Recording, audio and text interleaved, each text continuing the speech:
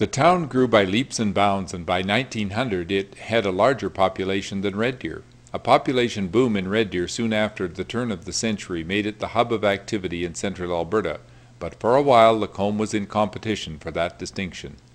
People were eager to farm and live in the community, the location serving as a convenient stopping point between the larger cities of Edmonton and Calgary. Because of this, the town council made a request for the establishment of a port of entry in the town of Lacombe. Lacombe serves a very large farming territory to which a port is becoming a necessity. At present, the goods of incoming settlers are subject to long delays at Calgary due to congestion at that point.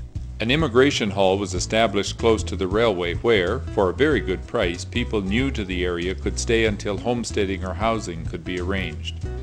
One resident of the town, Jake Dolmage, acted as a self-appointed immigration officer. Upon a train's arrival, he would check out the would-be settlers to the area.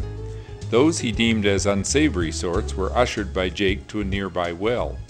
A sampling of Lacombe's alkali water with its unpalatable taste and texture was enough to convince these characters to keep moving on in search of greener pastures and clearer waters.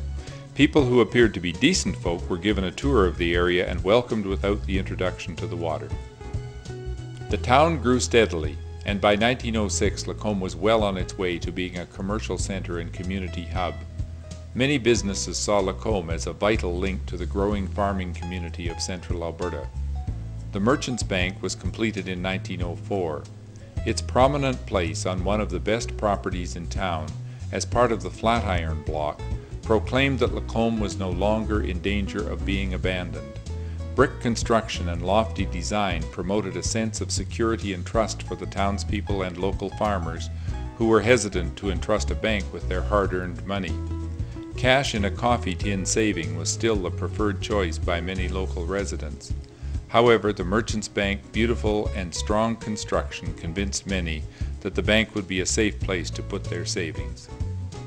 The Victoria Hotel also began extending its capacity to serve the public. As one of the first hotels in the area, it was always assured of business. Extensions and additions were constructed, and by 1901 the hotel was one of the largest buildings in Lacombe. The entrance to the hotel was such that a horse and its rider could gallop up the street and right into the main lobby and bar, hardly breaking stride. The rider could still be sitting on his horse when he ordered a beer, much to the astonishment of the bellhops and customers. The bar of the Victoria Hotel was a favorite spot for men to gather after a hard day's work. The disruptive and unruly crowd was often too much, and the sole constable, Roy Baines, often could not control them.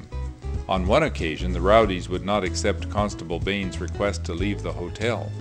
When he tried to assert his authority by showing his gun to the crowd, the mob threatened to hang him. He quickly made his escape before they could make good on their threat. Sometimes the arrested were too numerous for the poor constable to keep his eye on. In such a case, he would send a message to Edmonton for reinforcements. If the train was running the right way, officers would come and help disband the lawless mob, even taking some of the more riotous troublemakers to the jail in Edmonton. The Victoria Hotel definitely was the place to party in Lacombe.